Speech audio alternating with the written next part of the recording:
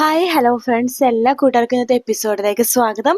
അങ്ങനെ Ishita രചനയുടെ form എടുക്കുന്നിടത്താണ് episode തുടങ്ങുന്നത്. രചന ഇവിടെ പറയുന്നുണ്ട്, ഇഷിത അതെ, ഞാനിപ്പോ ഒരു വീഡിയോ വെച്ചിട്ടുണ്ട്, അതില് ആ കാറിന്റെ നമ്പർ പ്ലേറ്റ് നന്നായിട്ടൊന്ന് സൂം ചെയ്തിട്ട് നോക്ക് എന്ന് പറഞ്ഞിട്ട് ഫോൺ കട്ട് ചെയ്യാണ്. ശേഷം രചന ആ വീഡിയോ കണ്ടു നോക്കുക കേട്ടോ. അതിൽ ആ നമ്പർ പ്ലേറ്റ് സൂം ചെയ്ത് നോക്കുമ്പോഴേക്കും ആകാശിന്റെ കാറിന്റെ അതേ നമ്പർ തന്നെയാണ് ആ ഇടിച്ചിരിക്കുന്ന കാറിന്. രചന മനസ്സിൽ വിചാരിക്കുകയാണ്, അതെ, അപ്പൊ എന്റെ മോനെ അപകടപ്പെടുത്തിയതും എന്റെ മോനെ വണ്ടി ഇടിച്ചതൊക്കെ ആകാശായിരുന്നു എന്ന് നെട്ടിനോട് തന്നെ രജനി ഇങ്ങനെ പറയാട്ടോ. ശേഷം കാണിക്കുന്ന മഹേഷിനെയാണ്. മഹേഷ് വിവേകിന്റെ സത്യങ്ങളൊക്കെ പറയാട്ടോ. വിവേക് പറയുന്നുണ്ട്, അയ്യോ, ഞാനിതൊന്നും അറിഞ്ഞിരുന്നില്ല എന്ന് വിവേക് പറയാണ്. മഹേഷ് പറയണ്ട്, അമ്മോനോടുള്ള എനിക്ക് എന്റെ അമിതമായ സ്നേഹമാണ് ഇഷിതേനെ ചതിക്കാൻ വേണ്ടി ഞാൻ കൂട്ടുനിന്നതെന്ന് പറയാണ്. പെട്ടെന്ന് തന്നെ വിവേക് പറയണ്ട്, എടാ, നീ ആദ്യയുടെ സ്വഭാവം ശരിക്കും മനസ്സിലായതല്ലേ? അന്ന് അവൻ നിന്നെ ഗെറ്റ് ടുഗദറിനെ വിളിച്ചിട്ട് എന്തൊക്കെയാണ് പറഞ്ഞത്? അങ്ങനെയുള്ള അവൻ പറഞ്ഞപ്പോഴേക്കും നീ എടുത്തു ചടി ഒന്നും ചെയ്യണ്ടായിരുന്നു. എന്ത് ചെയ്യാനാ? അവന് നഷ്ടപ്പെടുമോ? അവന് തിരിച്ചു കിട്ടാൻ വേണ്ടി ഞാൻ അങ്ങനെ ചെയ്തു പോയി വിവേക് എന്നിങ്ങനെ പറയാണ്. എന്നിട്ട് ഇഷിത തിരിച്ചെത്തിയില്ലേ? എത്തി. അതും നാടകീയമായിട്ടുള്ള രംഗങ്ങൾ. ഒന്നും അറിയാത്ത പോലെ അയാൾ തിരിച്ചു വന്നപ്പോ ചിപ്പിനെ സ്കൂളിലാക്കുന്നു, എല്ലായിടത്തും കുശലം പറയുന്നു, എന്നോട് ഓഫീസ് കാര്യങ്ങളൊക്കെ ചോദിക്കുന്നു. ഒന്നും അറിയാത്ത പോലെ എന്തോ പ്രളയത്തിന് മുമ്പ് വരുന്ന ഒരു ശാന്തത പോലെയാ എനിക്ക് തോന്നിയത് എന്ന് മഹേഷ് പറഞ്ഞുകൊണ്ടിരിക്കെ തന്നെ മഹേഷിന്റെ ഫോൺ ബെല്ലടിക്കാട്ടോ. ഇഷിതയാ വിളിക്കുന്നത് എന്ന് മഹേഷ് വിവേകിനോട് പറഞ്ഞിട്ട് ആ ഫോൺ എടുക്കുന്നുണ്ട്. ഹലോ, ആ ഞാനാ. പറ ഇഷിത എന്ന് പറയുമ്പോഴേക്കും, നമുക്കൊന്ന് കാണണമായിരുന്നല്ലോ ഓഫീസിൽ. ഇത് തിരക്കാണോ? ഇല്ല, തിരക്കൊന്നുമില്ല. അപ്പൊ നമുക്കൊന്ന് കാണണമായിരുന്നു. താൻ പറഞ്ഞാൽ മതി എപ്പോഴാന്ന് വെച്ച് കഴിഞ്ഞാൽ ശരി, ഞാൻ വിളിക്കാം എന്ന് പറഞ്ഞിട്ട് ഫോൺ കട്ട് ചെയ്യാണ് ഇഷിത. എന്താടാ പറഞ്ഞതെന്ന് ചോദിക്കാണ് വിവേക്. അത് എന്തോ കാണണോന്ന്. എന്തിനാണെന്ന് പറഞ്ഞില്ലേ? അവിടെയും സസ്പെൻസ്. ഒന്നും പറഞ്ഞില്ല എന്ന്.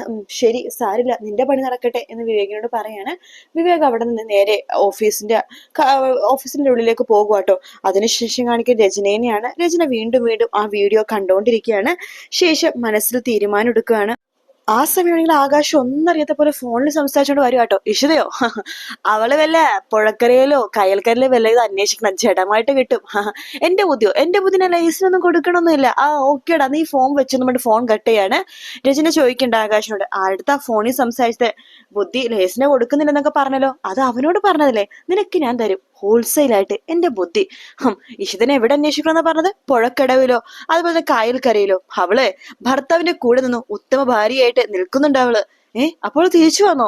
തിരിച്ചു വരിക മാത്രല്ല, എന്റെ അടുത്തൊരു പ്രസ്താവന നടത്തിയിട്ടാ ഫോൺ വെച്ചത്. എന്താ അവള് പറഞ്ഞത്? ആദ്യം അവൾ എടുക്കുമെന്ന് എന്ന് പറഞ്ഞ് ചിരിക്കാണ് ആകാശ്. എന്തിനാ ആകാശ് ചിരിക്കണത്? ചിപ്പിന് എനിക്ക് നഷ്ടപ്പെട്ടത് എങ്ങനെയാ, അതുപോലെ എന്റെ മോനെ അവള് തട്ടിയെടുക്കും. ഒരിക്കലും ഇല്ല രചന എന്ന് പറഞ്ഞിട്ട് ആകാശ് മുകളിലേക്ക് പോവാണ്. ആ സമയത്ത് രചന ആകാശിനെ പിടിച്ചു വെച്ച് നിലത്തേക്ക് ഇറക്കാണ്. ഞാൻ പറഞ്ഞു തീർന്നില്ല, നീ എവിടേക്ക് ഇറങ്ങി പോണത്? ഇങ്ങോട്ട് വാടോ എന്ന് പറഞ്ഞിട്ട് വിളിക്കാണ്. ശേഷം പുറത്തേക്ക് ഇറക്കുന്നുണ്ട്. പറയുന്നുണ്ട്, സത്യം പറ, എന്റെ മോനെ എങ്ങനെയാ അപകടം പറ്റിയത്? രചന, അത് ഞാൻ പറഞ്ഞില്ലേ? പറഞ്ഞു. അതെ, എന്റെ ഫോണിലേക്ക് ഒരു വീഡിയോ അയച്ചിട്ടുണ്ടായിരുന്നു, അത് നീ ഒന്നും കൂടി ഒന്ന് കണ്ടു നോക്ക് എന്ന് പറഞ്ഞിട്ട് ആ വീഡിയോ കാണിച്ചെടുക്കാണ്. ആകാശ് ഞെട്ടിപ്പോണ. ആകാശിന്റെ നമ്പർ പ്ലേറ്റ് ക്ലിയർ ആയിട്ട് ആ വീഡിയോയിൽ കാണാൻ കേട്ടോ. രചന എന്ന് പറയുമ്പോഴേക്കും, നീ നമ്പർ മാറ്റി എന്നെ പറ്റിക്കാൻ വേണ്ടി നോക്കിയല്ലേ? എന്നെ കബളിപ്പിക്കാൻ നോക്കിയല്ലേ? നീ കൊല്ലും, നീ എല്ലാവരെയും കൊല്ലും. നിനക്ക് ആരാച്ചാരുടെ മുഖമാണ്. നിനക്ക് എല്ലാവരും തോൽപ്പിക്കണമെന്നുള്ള വിചാരം മാത്രമേ ഉള്ളൂ. അതിനുവേണ്ടി നീ എന്റെ മോനെ കൊല്ലും. എനിക്കാകെ അവൻ മാത്രമേ ഉള്ളൂ. അവനെ നഷ്ടപ്പെട്ട എനിക്ക് സഹിക്കാൻ പറ്റില്ല.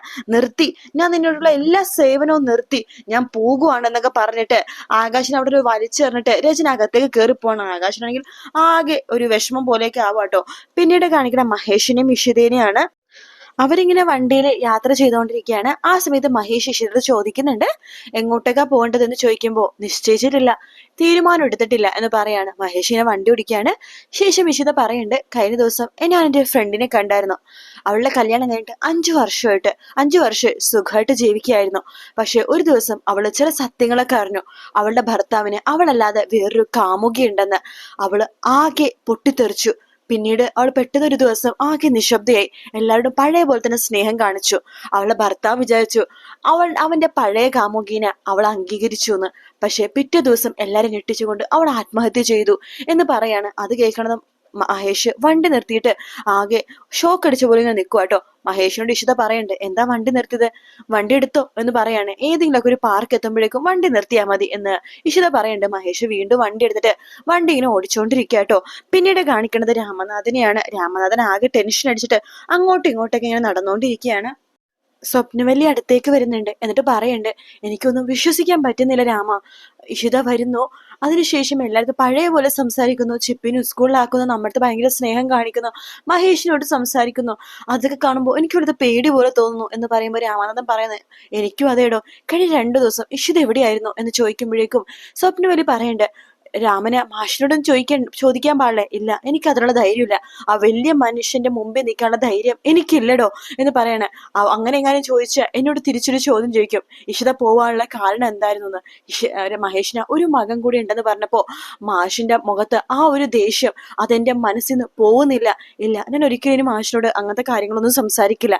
ഇഷിത വരട്ടെ, അവളോട് ചോദിക്കാം എന്ന് പറയാണ്. ഇനിയെങ്കിലും സ്വപ്നം മനുഷ്യത്വപരമായിട്ട് അവളോട് സംസാരിക്കുക. അവളൊരു നിസ്സാരമായിട്ടൊരു പെണ്ണല്ല. എല്ലാം ദൃഢനിശ്ചയവും ഉറച്ച തീരുമാനം എടുക്കാൻ കഴിവുള്ളൊരു പെണ്ണാണ്. ഭർത്താവ് ഉപേക്ഷിച്ചാലും ഒറ്റക്കാലില് സ്വന്തമായിട്ട് നിൽക്കാൻ പറ്റും എന്ന് ഉറപ്പുള്ള പെണ്ണ് എന്ന് പറയുമ്പോ സ്വപ്നവല്ലി പറയുന്നുണ്ട്, അതെ, അത് രാമ പറഞ്ഞത് ശരിയാണ്. എനിക്കാകെ ഒരു ആഗ്രഹമുള്ളൂ രാമ, അതിനെ അംഗീകരിച്ച് ഇഷിത മഹേഷിന്റെ ഭാര്യയായിട്ട് ഇവിടെ നിൽക്കണമെന്ന്. നമുക്ക് പ്രാർത്ഥിക്കാം അങ്ങനെ നടക്കാനായിട്ട് എന്ന് രാമനാഥനും പറയാണ്. പിന്നീട് കാണിക്കുന്ന ഇഷിതനെയും മഹേഷിനെയാണ്. അവരൊരു പാർക്കിലെത്തിയിട്ട് അവിടെ സംസാരിക്കാൻ വേണ്ടി നിർത്തിയിരിക്കുക. ഇഷിത കുറച്ച് അകലെ ഇങ്ങനെ എന്തൊക്കെയോ ആലോചിച്ചുകൊണ്ടിരിക്കുകയാണ്.